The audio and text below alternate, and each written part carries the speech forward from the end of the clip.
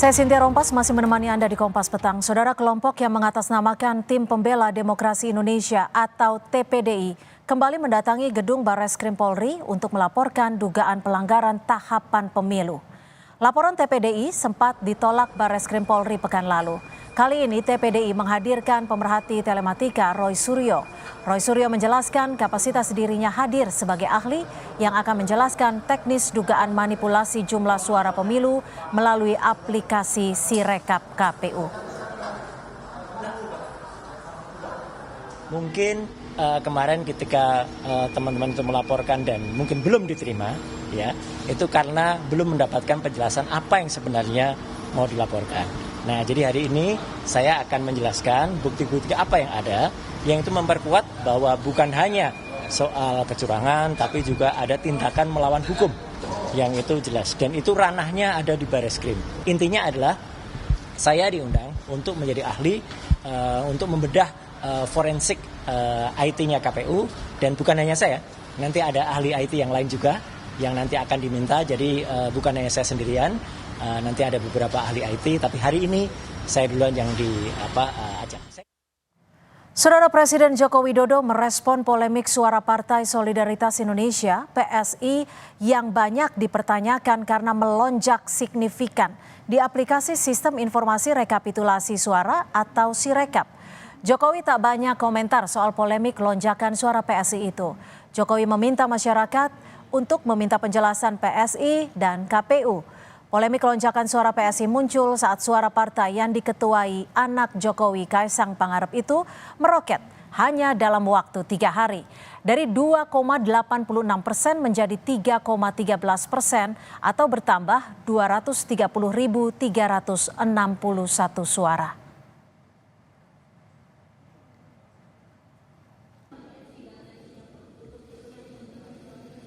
Itu urusan partai, tanyakan ke partai,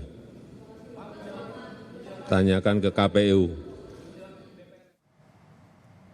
Bagaimana menyikapi polemik dan menguaknya dugaan melonjaknya hasil suara sementara PSI ini, kita akan kupas bersama Aryo Bimo, Jubir DPP Partai Solidaritas Indonesia, Ciko Hakim, Jubir TPN Ganjar Mahfud, dan juga Adi Prayitno, Direktur Eksekutif Parameter Politik.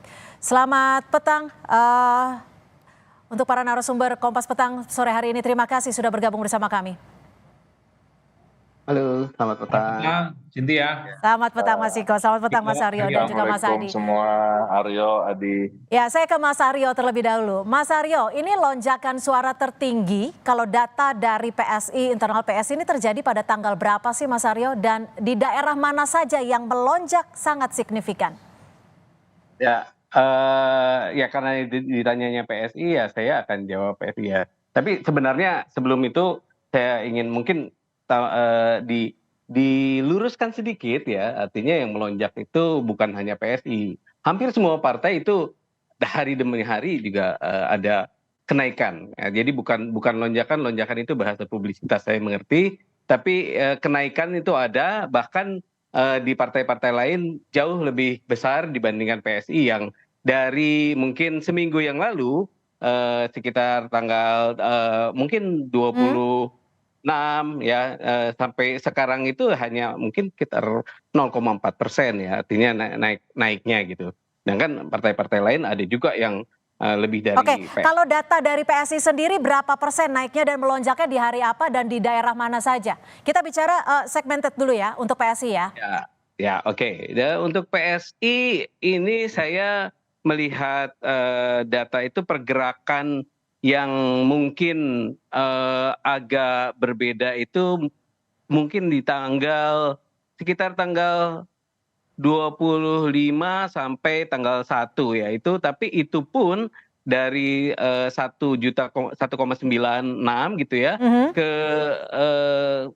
ke 2,3 ya, 2,3. Jadi hanya sekitar 400.000 kalau dibandingkan partai-partai lain kan daerahnya sekali. Mas Aryo?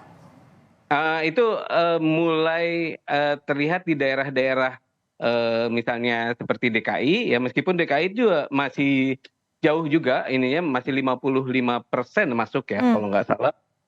Kemudian di NTT, Jawa Timur dan juga daerah-daerah di Jawa Tengah dan Jawa Barat. Gitu. Oke, karena ini kalau data dari yang saya sempat rangkum ya, 24 Februari naik jadi suara PSI 2,54%, lalu 27 Februari 2,77% dan 28 Februari 3,01%, 4 Maret 3,13%. Nah, Mas Ciko, kalau dari Mas Ciko sendiri perspektifnya bagaimana melihat banyak yang bilang ini anomali?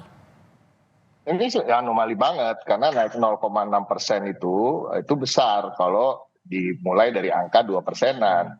Ini kan kita bicara soal tren kenaikan angka. Kalau kita bicara statistik, kita bicara seperti quick count misalnya kan, kenaikan angka dari beberapa paslon, umpamanya kita bicara pilpres ya, kenaikan angkanya, turunnya dan lain-lain itu kan menjadi tren setelah sekian persen yang begitu betul-betul mantap, dia naiknya 0,6% itu cukup tinggi, tidak dalam waktu seminggu. Itu sama dengan kalau PDIP naiknya 5%, gitu loh maksudnya. Iya kan, dari 16%. Ini yang harus dipahami kalau kita bicara angka. Kita nggak bisa bicara soal kenaikan-kenaikan lain, berapa ratus ribu dan lain-lain. Kita harus bicara trennya dan presentasi yang ada. Kita bandingkan dari PDIP 16 sekian persen, dia kan 2, sekian persen. Nah, kalau dia naik 0,6%, trennya mestinya PDIP kalau dibilang juga ada kenaikan ya naiknya hampir 5% gitu. Nah, ini yang kita bahkan malah beberapa partai lain yang cukup signifikan ada penurunan, termasuk Partai Persatuan Pembangunan. Yang cukup aneh kalau kita bicara soal Partai Persatuan Pembangunan misalnya, P3 ya, yang berada dalam koalisi TPN, dia kan partai yang lama, partai dari tahun 70-an, mempunyai basis massa yang tersebar di seluruh Indonesia. Dia bukan seperti PKB, Partai Islam yang hanya punya basis massa yang mayoritas di satu daerah seperti Jawa Timur gitu. P3 ini di pelosok-pelosok ini udah mapan gitu. Jadi kalaupun mereka selalu ikut pemilu sudah pasti dipastikan akan lolos parliamentary threshold. Oke, tapi Mas Ciko menemukan data spesifikasinya tidak? Soal perbedaan Sirekap dan C1 itu? Ya, saya seperti yang kamu sampaikan tadi, kalau kita bicara soal wilayah per wilayah, saya nggak mendalami soal itu ya. Gitu. Saya hanya mendalami secara general aja yang tadi yang kamu sampaikan. Dari 2,54% naik ke 3,13% gitu ya, dalam waktu yang sangat singkat. Nah ini. Oke, maaf saya potong. Kalau berdasarkan perspektif Mas Ciko sendiri, toleransinya berapa sih kalau Anda menyebut ini anomali? Toleransi yang wajar berapa sebenarnya? Toleransi yang wajar sebenarnya trennya mestinya ya sekitaran di angka-angka yang tidak terlalu jauh dari 2,54% gitu. Biasanya kan dia naik-naiknya mungkin ke 2,6, 2,7 udah paling top lah gitu. Dan ini akan terus berlanjut sampai selesai penghitungan suara. Kalau kita bicara soal tren perhitungan dan statistik dan lain-lain. Oke, saya ke Mas Hadi. Mas Hadi, ini kan suara partai lain relatif mirip-mirip dengan quick count. Ini termasuk lembaga survei Litbang Kompas dan beberapa lembaga survei hitung cepat lainnya.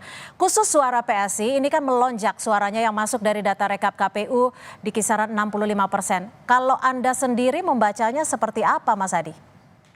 Ya, saya kira memang yang menjadi ramai itu karena dua hal, Cynthia. Pertama, PSI ini kan diprediksi tidak akan lolos ke parlemen versi quick count.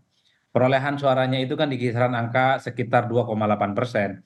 Jadi kalau per hari ini di mana real count yang berbasiskan Sirekap misalnya PSI itu dapat 3,13, wajar kemudian menimbulkan pertanyaan. Artinya apa? Quick count ini kan sebenarnya tidak pernah salah memprediksi hasil akhir dari pemilu ya, sekalipun itu bukan hasil hitung resmi. Misalnya Pilpres sudah bisa ditebak siapa yang menang satu putaran. Pileg misalnya juga bisa ditebak siapa yang akan dominan, juara 1, juara 2, dan juara 3, termasuk siapa yang tidak lolos. Tapi kan kalau kemudian melihat PSI yang suaranya sudah melampaui 3%, itu kan menjadi tanda tanya. Quick count aja salah gitu ya. Dan ini kemudian orang bertanya-tanya, ini quick count-nya yang salah, PSI-nya yang hebat, atau memang KPU-nya juga perlu diaudit secara investigatif. Oleh karena itu saya selalu mengatakan kalau at the end of the day-nya PSI itu lolos ke parlemen, KPU dan teman-teman yang melakukan rilis secara terbuka, quick count itu harus dibuka. Sebenarnya data siapa yang paling valid dan data siapa yang error, karena ini untuk memberikan kepastian supaya tidak ada dugaan-dugaan soal kecurangan, manipulasi dan seterusnya. Itu yang pertama. Yang kedua, kalau kita membaca logika statistik secara umum, biasanya kalau angka masuk di atas 50%, totalitas migrasi suara, perpindahan suara naik turunnya suara itu biasanya semuanya smooth, dia landai dan datar. Hmm. Kalaupun toh naik hampir sama dimiliki oleh partai politik yang lain di kisaran angka 0,0 sekian persen. Hmm. Kalau kemudian ada partai politik tertentu naiknya signifikan, dia melesat gitu ya, lebih unggul dari yang lain di luar batas kewajaran, itu biasanya menimbulkan tanda tanya. Ya Hmm. inilah saya kira menurut saya KPU perlu melakukan penjelasan apa yang kemudian membuat suara PSI itu dipertanyakan relatifly lebih Oke, naik kan oke. dibandingkan dengan yang lain. Karena begini sih. Maaf saya potong Mas Adi. Kalau Anda menyebutkan tadi peningkatannya yang wajar ketika meningkatnya smooth atau apa ya stabil apa ya kalau smooth itu halus gitu ya naiknya. Kalau Anda melihat dari suara PSI ini termasuk smooth atau tidak? Kalau melihat kecenderungan 2 hari beberapa yang lalu kan memang naiknya tidak seperti biasanya, naiknya agak lompat gitu ya. Naiknya agak Biasanya lompat ditahan di situ. Mas Aryo, gimana Anda melihat ini? Perspektif dari Mas Adi naiknya agak lompat, nggak smooth. Iya. Bisa dikatakan dalam tanda kutip tidak wajar seperti biasanya. Bagaimana menurut Anda? Enggak. Dia masih wajar-wajar aja semuanya. Kalau misalnya kita kan benchmarknya selalu memang quick count gitu ya. Kalau misalnya benchmarknya quick count harus dihitung semua juga, artinya tidak per hari saja, tetapi juga karena per hari itu kan tergantung di mana dia masukkan data itu kan. Kalau misalnya itu dimasukkan di basis kita ya tentu saja akan naik suaranya. Tapi saya agak tertantang dengan ininya Mas Adi, ininya kalau misalnya kita 2,9 dengan margin error 1 kan masih bisa kan Mas Adi ya, kita menaik misalnya jadi 3,5 gitu, 3,6 itu masih wajar-wajar aja kan. Nah Hmm. ini yang apa terjadi sekarang misalnya ya di Carta Politika misalnya di kita 2,92 dan sekarang 3,13 berarti 0,21% hanya kenaikannya sampai sekarang gitu ya. Sedangkan partai lain ada yang sampai 0,5% bahkan 1% gitu ya kenaikannya sampai sekarang. Ini kan Oke. sebenarnya ya ini sebenarnya kalau misalnya dibilang kok PSI nggak wajar yang lain kok wajar gitu. Nggak juga kan gitu ya. Jadi mohon kita berimbang proporsional semuanya dalam koridor yang sama bahwa ini rekapitulasi masih terjadi. KPU masih bekerja dan kita sebenarnya yang bisa dilakukan adalah mengawal, mengoreksi dikit-dikit lalu kalau misalnya ada kenaikan dan kalau penurunan pun paling sedikit. Nah, Oke. kalau yang tadi saya sampaikan artinya kalau tadi Bang Ciko tuh ada bilang P3 mengalami penurunan persentase mungkin saja dong. Karena kalau persentase yang lain naik pasti beliau turun gitu kan. Tapi kalau misalnya angka artinya suara, nah itu perlu mungkin yang bersangkutan harus mencari tahu kenapa bisa kurang Baik, jadi Anda suaranya. menganggapnya ini merupakan hal yang wajar, hal yang biasa dalam proses rekapitulasi. Bagaimana Mas Ciko menanggapi hal ini Mas Ciko? Ya ini kan udah polemik ini udah berlangsung berhari-hari. Yang menganggap ini wajar kan sepertinya hanya Partai Solidaritas Indonesia, ya kan? Enggak, saya yakin Jadi pagi pun belum saya dengan ada P3 belum wajar ada juga. belum ada kita bicara soal pengamat, bicara masyarakat sipil, kita bicara soal aktivis-aktivis yang bergerak di bidang pemilu ini juga selalu mengatakan ini ada suatu hal yang cukup anomali dan aneh. Nah, KPU sampai sekarang juga belum bisa menjawab dengan memuaskan apa yang terjadi. Nah, kita bicara soal Sirekap, kita bicara soal quick count. Nah, ini semua ini seakan tidak ada gunanya kalau kita bicara soal PSI gitu. Semuanya menjadi berguna kalau kita bicara soal partai lain atau pilpres, tapi kalau buat PSI dianggap ini ya ini kan itu, ini kan ini ya gitu. Jadi ini yang cukup aneh. Ini kita nggak bisa berjalan seperti itu pemilu. Satu hal yang saya ingin katakan, kita kan tahu mengapa PSI ini dicurigai ya, diwaspadai akan ada digelembungkan suaranya dan lain-lain. Kita harus bicara backgroundnya. Backgroundnya ada ketua umum yang notabene adalah seorang anak presiden. Ya. Anak presiden yang punya kakak sekarang maju melalui putusan MK yang cukup kontroversial. Artinya ada pemaksaan-pemaksaan ketika memasukkan political dinasti ini ke dalam political mainstream di Indonesia ini. Nah ini yang menjadi kecurigaan dan itu harus diterima kecurigaan itu kalau memang PSI akan menjadi sorotan. Nah ini harus waspada gitu. Saya curiga takutnya teman-teman PSI ini bukan yang berbuat curang. Jadi yang berbuat curang ada tangan-tangan di luar PSI ini, tangan-tangan kekuasaan yang sebenarnya lebih berkuasa dari teman-teman PSI sendiri di dalam partai. Siapa maksud Anda ini? Ya diduga tentunya Presiden Jokowi karena ada anaknya di situ. Mas Aryo, bagaimana Anda menanggapi ini? Waduh, Ada wah invisible hand mungkin ya istilahnya. ya kalau saya sih ya, saya sebagai caleg juga kan ya. Jadi saya melihat kondisi di lapangan ya masih wajar-wajar saja. Kalau misalnya ada invisible hand, yang harus ngelihat juga memang harus yang punya kacamata invisible gitu kan. Kalau saya sih nggak ngelihat itu, Mbak. Ya, Mbak Cynthia, ya, saya kira kalau misalnya memang tuduhannya demikian, kalau dalam dogma hukum memang harus dibuktikan. Yang membuktikan adalah yang menuduh. Oke, Mas Aryo, sebelum adanya lonjakan suara, dari PSI sendiri ada survei internal tidak?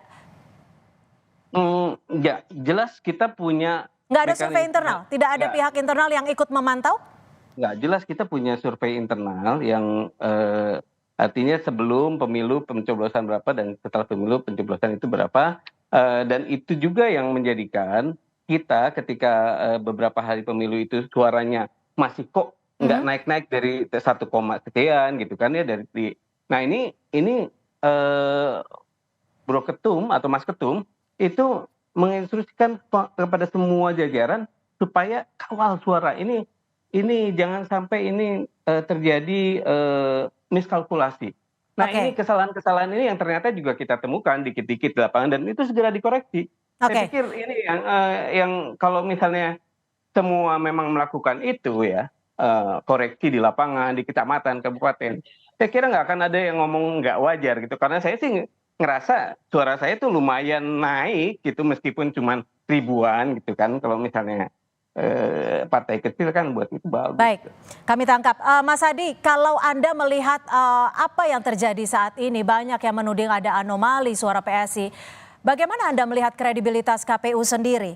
Dan modus apa sih sebenarnya yang digunakan dugaannya? Ya kan sebenarnya begini, KPU perlu untuk menyampaikan kepada publik soal dugaan-dugaan semacam ini. Sampaikan aja padanya bahwa itu tidak ada yang berlebihan, lonjakan-lonjakan itu tidak ada yang mengandung unsur kecurigaan. Karena beberapa waktu yang lalu, kalau kita melihat hasil real count yang berbasiskan Serekap, itu kan juga salah baca dan salah deteksi. Sempat ramai misalnya penurunan suara Anies di satu TPS yang mencapai 3 juta. Itu kan ramai, KPU sampai konferensi pers. Yang ingin saya katakan adalah ya. Ini mungkin ya yang perlu dikelirkan oleh kawan-kawan KPU ketika banyak tuduhan, tuntutan, dan seterusnya. Saya kira KPU harus speak up misalnya bahwa yang masuk dari data-data PSI itu adalah data-data di mana PSI itu memang suaranya naik ya signifikan. Dulu orang membaca PSI ini kan hanya di Jakarta. Tapi di 2024 ternyata PSI juga kuat di Jawa Timur, mulai muncul di Jawa Tengah, ada di Lampung, ada di Banten. Kalau penjelasan-penjelasan ini misalnya disampaikan kepada publik, mungkin publik memahami, oh iya ya ternyata yang diinput versi real count KPU, versi Serekap, ini adalah basis-basis yang selama ini memang PSI itu ternyata suaranya mulai naik signifikan. Jadi wajar kalau kemudian ada naik dibandingkan yang lain, naiknya signifikan, agak melompat. Kan ini yang sepertinya per hari ini nggak clear. Kalau saya membaca Sirekap misalnya, yang diinput ini adalah data-data di mana PSI di 2024 suaranya mulai naik. Dulu misalnya membayangkan PSI di Jawa Tengah kan nggak ada, Ya. membayangkan di Jawa Timur nggak ada, di Lampung nggak ada, Banten pun juga Siap. nggak ada. Tapi di 2024 mulai nih signifikan karena ini mampu mengamplifikasi wajah Pak Jokowi dengan billboard dan baliho di situ. Oke, Mas Misalnya, Aryo, saya ditahan dulu Mas Hadi. Saya ke Mas Aryo. Mas Aryo, bagaimana Anda menjawab soal tudingan adanya perbedaan data antara C1 dan juga Sirekap? Ada beberapa data yang dituding terkait hal ini. Ada di Kulon Progo di TPS 910, ini suara di C1 2 suara, tapi di Sirekap ada 34 suara. Ada juga di TPS 020 Wates, ini suara PSI 1 suara dan Sirekap 33. Bagaimana Anda menjawab tudingan ini? Kesalahan itu terjadi. Seperti saya katakan, kesalahan itu terjadi. Bahkan sebaliknya juga PSI mengalami kesalahan di mana yang mestinya diterbanggi besar, misalnya dapil saya, mestinya 7 ditambah 5 itu 12, jadinya 0 nih atau nihil. Atau misalnya di Lampung Timur, ketika ada rekap di kecamatan, kok tiba-tiba 180 suara PSI tidak ada. Nah ini hal-hal seperti ini terjadi dan kemudian mekanismenya kan ada. Ketika kita di sana menempatkan saksi, kita menempatkan kader, itu dibahas dan kemudian direvisi, dikoreksi dan menjadikan suara PSI sedikit-sedikit ada gitu di situ. Maksudnya kalau saya perhatikan mestinya misalnya cuman 800 misalnya menjadi 1.000, bahkan ada yang naik cukup signifikan itu sekitar 1.000. Itu di Lampung Timur, coba aja dicek. Bisa. Oke, Mas Ciko, adanya dugaan-dugaan tudingan ini, bagaimana sikap sikap Anda, apa yang akan dilakukan? Dan kan juga ada saksi-saksi yang seharusnya bisa melakukan pemeriksaan dan juga pemantauan. Tentu saya bicara atas nama TPN dulu. Kalau TPN tentunya akan menyoroti terus penyelewengan atau pelanggaran-pelanggaran yang diduga dilakukan untuk menggelembungkan suara salah satu partai. Kami juga ingin mengingatkan banyak caranya untuk menggelembungkan suara, ya kan. Ada cara-cara seperti memindahkan suara partai yang jauh lebih kecil, yang tidak lolos parliamentary threshold, dan kemudian dipindahkan seakan-akan itu menjadi suara pencoblos lambang Partai Solidaritas Indonesia, juga memindahkan suara-suara yang tidak sah. Nah, ini banyak hal yang terjadi. Tapi kalau saya ingin mengomentari apa yang dikatakan oleh Aryo tadi, bahwa naik dari 1 ke 33 itu bukan main-main gitu. 33 suara per TPS itu bukan kecil, itu sekitar 10% suara. 10% suara itu besar.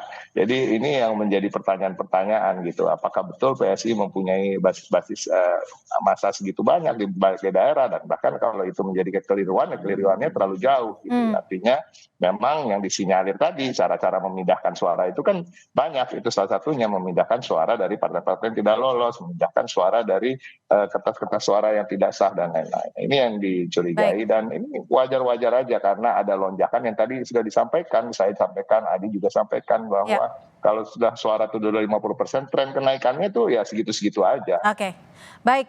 Terakhir Mas Adi, singkat saja, bagaimana Anda melihat audit KPU untuk membuktikan dugaan kecurangan atau dugaan penggelembungan ini? Apa yang akan harus dilakukan KPU sendiri untuk mengaudit? Saya kira memang KPU harus mulai speak up kepada publik soal keramaian yang terkait dengan PSI ya. Minimal untuk mengamputasi kesimpangsiuran. Ada logika-logika yang kemudian bisa dipahami secara umum. Itu satu. Yang kedua, harus diakui real count versi Sirekap ini kan bukan hasil resmi dari KPU. Hasil resminya itu adalah hitung manual yang saat ini masih ada yang dihitung di tingkat kecamatan. Sudah ada naik yang kabupaten. Itulah yang menurut saya acuan yang sesungguhnya soal hasil pileg di 2024. Nah yang ketiga, anggaplah misalnya nanti kalau betul PSI ini lolos ke parlemen, ini pertarungan yang sesungguhnya. Terutama lembaga-lembaga survei yang merilis quick count versi KPU. Sebenarnya siapa yang paling valid, siapa yang paling error untuk membuktikan supaya tidak ada tuduhan-tuduhan kesimpangsiuran. Karena quick count itu kan valid datanya. Siapa yang menang presiden, siapa yang menang pileg. Kok memprediksi PSI ini salah lah kira-kira begitu. Tentunya bisa dijadikan perbandingan ya untuk mendata ya. Kami tangkap Mas Adi, terima kasih karena memang sejatinya pemilu merupakan sarana untuk menuju demokrasi lebih baik, bukan sebaliknya. Terima kasih sekali lagi Mas Adi Prayitno, Mas Ciko Hakim dan juga Mas Aryo Bimo sudah memberikan perspektifnya pada kami sore hari ini di Kompas Petang. Selamat sore.